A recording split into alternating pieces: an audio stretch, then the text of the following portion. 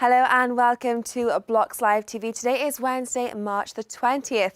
We're now live with the latest in the crypto world. It's 10:30 a.m. in New York City, 2:30 p.m. in London, 11:30 p.m. in Tokyo and 3:30 p.m. here in Malta. Well, the total market capitalization slipped just slightly below the $140 billion level, but the markets have been generally trading sideways throughout this week. The cryptocurrency index CCI 30 has stabilized above the 2,400-point mark. The likelihood of a second green month in a row is increasing as the index is up by nearly 10% month to date. The year-to-date gain measures at close to 13%. The 30-day Bitcoin volatility index shows no significant change as it stood close to 2.6% level for 10 days in a row now. While trading remains at an active pace and the 24-hour traded volume indicator has once again moved north of the $30 billion mark. The Crypto King holds its ground above the $4,000 level, and the Bitcoin dominance indicator rose slightly towards the 51% territory. The top 5 digital assets by market cap showed no significant moves over the past 24 hours. Bitcoin was briefly approaching the $4,100 level, and the daily traded volume is on its way towards the $10 billion mark. Ether has moved just slightly south of the $140 territory. XRP faced resistance at the 32-cent price level shortly before midnight, and Litecoin trades slightly in the red as it's moved south of the $60 mark. And finally, EOS is nearly unchanged over the past 24 hours as it trades above the $3.70 price level. The Coin 360 heat map shows a generally mixed picture, but the bullish sentiment appears to be prevailing at the moment. According to the Token Spread website, the XMO exchange shows the biggest buy and sell side difference of 0.16% for Bitcoin dollar. The Bitstamp and Bitfinex exchanges show the biggest intermarket spread of nearly 3%. Well, to wrap off this section, we'll take a look at some of the characteristics of the Komodo project. It's a fork of the privacy-oriented Zcash cryptocurrency, which in turn is a fork of Bitcoin. The built-in privacy features allow investors to trade and make purchases within their right to privacy. The project also introduces other features, like direct cryptocurrency trading on a new kind of decentralized exchange that's powered by automatic swaps. The ecosystem also allows entrepreneurs to release a blockchain product via a decentralized initial coin offering. The price of the Komodo coin surged to nearly $13 in late 2017, while as of today it trades at just over the $1 mark. We'll now review the performance of the various cryptocurrency asset classes. So we use data from the Messari website, which groups cryptocurrencies into 5 major categories. The infrastructure group is one of the 2 most bullish asset classes today, with an increase of just over 1.3%. NEO is the only top asset that trades in the red. The media and entertainment category is virtually unchanged, despite most of the top assets trading lower. Decentraland's Mana and Theta token both are nearly 5% in the red. The financial sector is up by 1%, as most of the assets are trading higher. The currency category is up by approximately 0.5%, and Stellar Lumens is one of the top bullish drivers. While lastly, the services section is up by more than 1%, despite a sharp decline that's posted by the Engine coin. This is where the 5 major cryptocurrency categories stand so far on this Wednesday. We'll now focus on the most significant moves among the top 100 cryptocurrencies to identify the top gainers and the biggest decliners. The overall market is moving sideways, but there are plenty of sharp double-digit increases. The Tezos coin jumped steeply over the weekend, and it surged once again. The digital asset is up by close to 16% as it approaches the 60-cent mark. The bullish performance continues for GX Chain coin. It's broken through the $1 level for the first time since November of last year. The asset is up by 15% over the past day and has nearly doubled in value over the past month. The Huobi token has hit the highest level since August of last year, as it broke through the $2.40 mark on a daily gain of 13%. The exchange announced it will launch the Huobi Prime next week.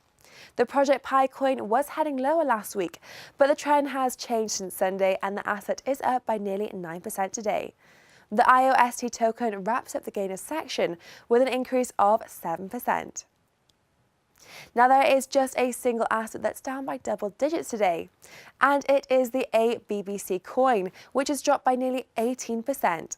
The virtual coin has been on a slide for almost 2 weeks now, after jumping above the 60-cent price level in early March.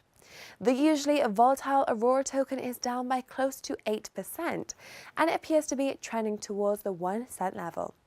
The Insight Chain token shows a similar decline, and it's dropped by approximately 20% over the past 7 days. The KIN token is in a correction after yesterday's sharp rise and could drop out of the list of the top 100 digital assets by market cap if this decline continues. The Binance coin, which has had an extremely bullish year so far, wraps up this list with a decline of 4%. These are the top 24-hour moves during the European morning trading session on this Wednesday. We're now joined by our crypto experts, Jason Fernandez, and COO and co-founder of A Token, and Jeff Hancock, COO and co-founder of GetFIFO. Thank you both so much for joining us on the line today. Hi, Jessica. Hi, Jeff. Great to have you Jess. both. Nice to see you again. Great to see you again. And Jeff, we're actually going to start with you today because Bitcoin has held its ground above the 4K level. So Jason, you were bullish on the crypto markets yesterday. Jeff, I'd love to get your opinion. Is the crypto winter over like our experts predicted yesterday? Well, I think we're really, really close. I think we won't see it ending until we really breach that 4,200 level and we stay well above it. There's a bunch of TA indicators that we can draw on to really look at these levels and see if we can stay above them. You got the 200-day moving average, which we are still below. And then there's a really, really nice trend line going through all of the latest major highs. And if you look at like from about like May last year until now, and draw a nice straight line between all of those, we're just below peaking through it. And guess what? It sits right on that $4,200 level. We've peaked through it a few times recently since December, but we've never been able to maintain above 4,200 for more than a day or two. And I think it's going to take a good amount of news, a good amount of retail money coming into the market and not getting hammered. But I think there's a really, really good potential of getting up to that 4,200 level, staying near it and breaking through it. Yeah. Okay, so there's some optimism from you there as well. Now, Jason, I'd like to turn our attention to you because if we look at the launch of the CBOE Bitcoin futures, it marked the previous bull high last year. Could the closure of this project mark the bottom of the bear market, or is this just a coincidence? So, well, generally speaking, the fact that the CBOE is essentially shutting down their Bitcoin futures program is not good news. So normally that would basically signal that they don't really have very much confidence in Bitcoin, and also they're saying that there's not that much demand for their product. I think this says more about their particular product, the CBOE's product, than Bitcoin in general. Because if you look at their product versus the Chicago Mercantile Exchange, the CME, the CBOE's Bitcoin futures trading volumes have decreased from a daily average of 8.1 million to 5.6 million over the recent past. So that's a decline of some 31%. And whereas on the other hand, the daily average for the CME has increased 23%, and those numbers are actually much bigger. So you're looking at 80 million to $98.9 million on daily averages. And also, if you look at the CBOE's daily average, like in February, it's just a small fraction. So we're looking at 5.6 million versus 98.9 million that the Chicago Mercantile Exchange is putting up those numbers. So I think basically it has a lot to do with mistakes the CBOE has made in terms of how they position their product. So, for example, the CME made its product available to a large group of traders from the very beginning. So they put the CME listed on the CME exchange, which offers a lot of products and assets enjoying large daily volumes. Whereas, on the other hand, the CBOE put their product on the CFE, where people mostly trade CBOE volatility index futures. So that's kind of one of the reasons. It comes down to branding, that they haven't done so well. Also, the CME group has this price discovery method where they basically take an average of aggregate price of several spot markets, whereas the CBOE relies on an auction at the Gemini exchange. So I think the CBOE's product itself is somewhat not as strong as the CME's product, which so I think this says more about how badly the CBOE has actually handled it versus saying anything about the Bitcoin market at large. And that's interesting. And Jeff, I would love to get your insights as well. So if we look at the CBOE, the Bitcoin futures close, how did you view this? Pure competition, really. I mean, if you look at the volumes which Jason just mentioned, they were getting just absolutely hammered. They didn't market to the right people. They were putting that product in a market where people are focused more on volatility indexes and stuff like that, as Jason mentioned, and they just really couldn't compete. And if you look at it from a business perspective, if you're continually losing market ground against your competitor, and you still have business overheads, and you are not maintaining that ground or increasing, then they should look to pull out of the market and do what they do best, which is the rest of their product suite. Does it reflect badly on Bitcoin? I don't think it reflects on Bitcoin at all. I don't know the inner workings of the product specifically, but I mean, from my understanding, they were backed mostly in cash and not Bitcoin themselves. So really, it was just a trading market on futures, not really anything on the Bitcoin itself. Look at all the other products that are coming out now around NASDAQ and around BACT, around Circle, and all the stuff that they're doing in the space. CBOE just didn't have a business case to run that futures market on their platform anymore. Okay, and that's interesting. Now, Jeff, we're going to stick with you, and we're going to turn our attention over to XRP and to Ripple, because Ripple actually won a rice weighting poll on Twitter as the preferred crypto of 2019, as a survey in Japan showed users expecting Ripple to rise the most among the cryptos this year. Why is XRP so popular? Do you agree that this is the asset that should be in your portfolio?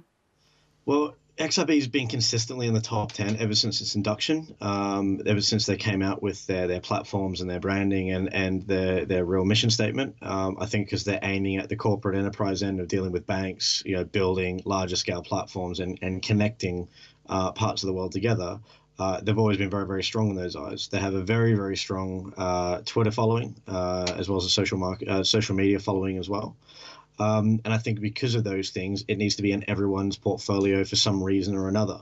Now, if you've got more of a hodler and you don't really believe in, the centralization stuff, and you're more of into decentralized projects, then, you may not hold it long term, but you still might trade it. And XRP is an exceptionally good token to trade.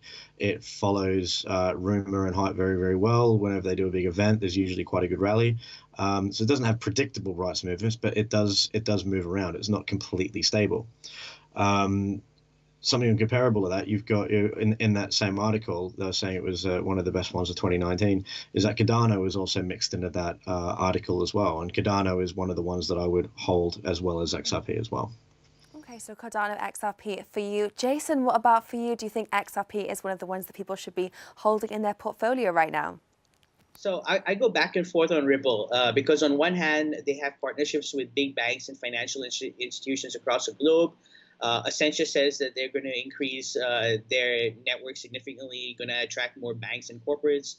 Also, that would lead to high transaction volumes. They also announced a successful integration with WooCommerce. They successfully announced an ability to send XRP via Outlook, and they're obviously working on other ways to send it via email. And they're making big waves in the industry. I mean, they've developed a working product, delivered a working product that's already solving problems, while other people are still sort of working on the technology. And they've also had a lot of public figures like Tim Berners-Lee, Ben Bernanke, Bill Clinton as keynote speakers during their conferences, which I think does lend them a lot of credibility. And they, of course, like I said, they have partnerships with the big banks. But on the other hand, from a philosophical perspective, I find Ripple, Ripple is extremely centralized, and it's controlled by a fairly small group of people. So in terms of like the principles of blockchain or cryptocurrency, they sort of run afoul of that in general. And that's why there's been so much controversy, and even the Coinbase listing didn't really give them that much of a pop. But Jeff mentioned their Twitter army, and that's true. I mean, we've seen that Twitter army has been really active and jumps to the defense every time there's something that goes on. But recently, somebody actually looked into it. A guy named Jeff Goldberg, a researcher, actually looked into their Twitter following and found essentially that it was filled with something like 8,000 fake Twitter accounts coordinating and working together on various topics related to Ripple and XRP. And they're essentially using these fake bots to alter public opinion using a tactic known as astroturfing. And these bots are shilling XRP and Ripple and trying to shape public opinion out of it. And you really have to question what kind of legitimate organization would use massive amount of fake Twitter bots to control public opinion, and why you would need to control public opinion to such a high degree. Because if things are really good, then you would assume people would just buy it, right? So I mean, that's why I'm sort of like I can't really decide on Ripple, because there's some really good things, but there's also some things that I just can't get, and I don't really support on Ripple. Okay, and now if we turn our attention to Binance Coin, so the global cryptocurrency exchange Binance has unveiled Binance Lite Australia. So I want to get your opinions on this as well. And Jeff, we'll start with you. So this will allow users in Australia to buy cryptos for cash. Is this good news for the digital assets in general, and another buy signal for Binance Coin? Well, being Australian, I have to be automatically bullish on their decision to go and carry out this. I would say it's not an experiment, but it's a new offering. So I think it's a good thing for the space in general. But a lot of these kind of activities don't necessarily relate back to the Binance coin. Let's not forget that, I mean, the Binance jersey doesn't have any legal affiliation with the exchange, nor does it carry Binance coin. They're separate entities under the same brand. And this is more of the same. As for buying with cash, I can see that there will be an appetite for it, as long as it can be controlled, and all the policies followed. You still have to sign up and do a full KYC AML process via some sort of mobile app, and I'm not sure if anyone's gone and done that, but it does take a little bit of time. So it's not there is going to be that little bit of a hop over to get more people onto the platform and buying with cash. And just recently, if you look at another exchange in Australia that was run by some questionable people, it was an exchange that also controlled something like 200 Bitcoin ATMs, which is essentially what the Binance Lite is. It's going to be an ATM sort of system that's going to be in a news agency. So you've got a little bit of negative press that's gone around this exchange plus the ATMs. That's still a lengthy process to go and use the platform. And will people want to do it with cash, or are people kind of done with cash? It's kind of like a blend between old world and new world. But in general, I think it's a good thing. I like to see how it rolls out and how many people get on board with using it. And Jason, what about you? Is this another good buy signal for Binance Coin?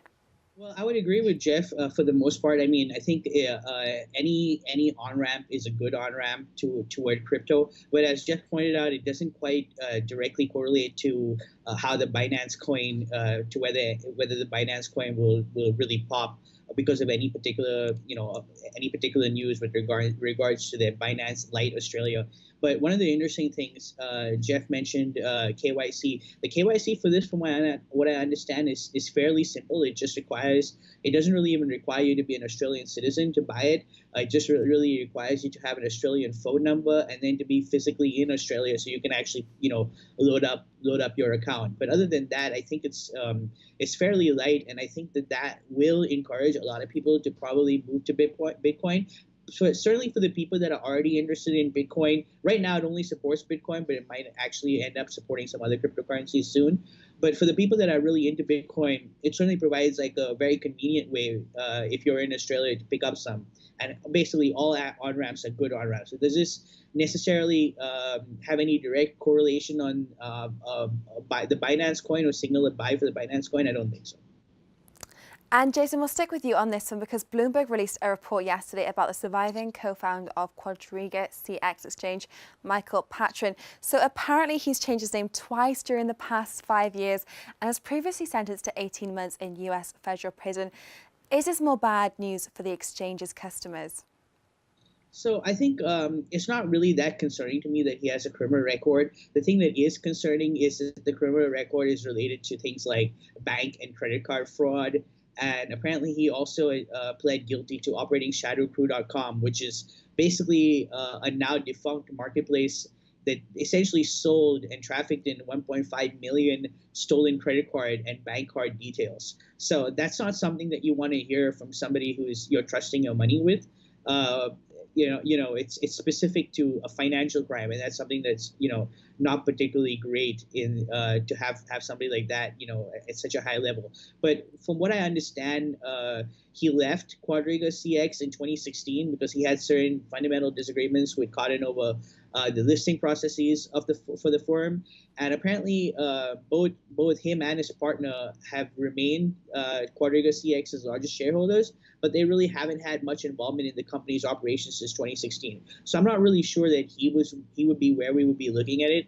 At where is all this money? I would think probably I'm more curious about what the CEO did with the tokens than what his certainly it's not good, but I don't think it has any direct correlation to Quadriga CX. Okay, and one of our final points for today, which I'll ask you both, and Jeff, I'll start with you. So the CoinMarketCap website has recently introduced a new asset trading tool. So it measures metrics like user activity, developer behavior, and asset maturity. Is this a useful tool for digital assets that are known to be difficult to analyze in terms of value? I think it's going to be just another another string in the bow, really. It can be a good thing, but everyone should obviously still do their own research and do the hard work when doing their analysis on a new product. If anyone was around or launching a product during the ICO craze, it's very easy to purchase followers. It's very easy to get articles written. It's very easy to get YouTubers to write good articles and get good videos out there. So all these metrics can actually be fudged a little bit. Stuff when you get down to the GitHub repositories and how active the developers are. Again, you could have someone sending very small commits to the GitHubs to inflate those numbers. So while I think they're a good indicator to have on there and they're a good measurable metric, they're very easy to get picked up, to get replicated, to get recycled, and falsified. So it's good, but you can kind of take it on a grain of salt without doing the real research yourself. Okay, and fantastic. And Jason, I'd like to quickly get your insights on this as well, on this CoinMarketCap metric tool. Sure. I think generally speaking, the more information available to investors, the better. My objection would be having, so what they call it is a fundamental crypto asset score. And essentially it goes from superb to attractive, and they're basically letter grades for these tokens. If I have a quibble with it, it's that it essentially oversimplifies the issue. So I think a lot of investors may place a great deal of emphasis on these letter grades, and that will mean popular cryptos with, so for example, we see that in 2018, those included XRP, Bitcoin, Tron, Ether. All of these have relatively high ratings, and people might, and I think what that will happen is you'll get a lot of investment. These cryptocurrencies will get a lot of investment, and that'll skew the numbers a great deal. So from what I understand, the FCAS does not rate whether or not the cryptocurrency is a good buy at that current price. And so what that might have the effect of doing is pushing up all the popular tokens and not really giving a chance to some of the newer tokens, and also giving people, particularly investors, a false sense of security about how safe certain cryptocurrencies are. All it takes is for one of these cryptocurrencies to fail and fail massively, which is always a possibility, and pretty much that will withdraw the whole everybody's trust in the FCAS. I think that people really have to do like Kevin mentioned, Jeff mentioned, sorry. I think people really have to do their own research and decide before they invest. And I think this may be simplifying things a little bit. Absolutely. Well, thank you both so much for joining us on the line throughout this live show. It's always a pleasure to hear both of your insights. So thank you both so much for your time today. Sure. Thanks, Jessica. Thank you. Now, before we sign off, Thanks, thank you. Always welcome. Now, before we sign off, I do have a last-minute update from our editorial staff regarding the crypto market. The total market capitalization is holding ground above the $140 billion level, and the 24-hour traded volume has increased slightly to just over $32 billion. Bitcoin is also managing to maintain above the $4,000 level. In the last hour, most of the top cryptocurrencies are in the green, although among the top 10, only 4 are in the positive. So this wraps up Wednesday's Crypto Now live show. We thank Jason Fernandez and Jeff Hancock for their expert analysis, and we thank you, the audience, for joining us, and invite you all to accompany us every weekday at the same time.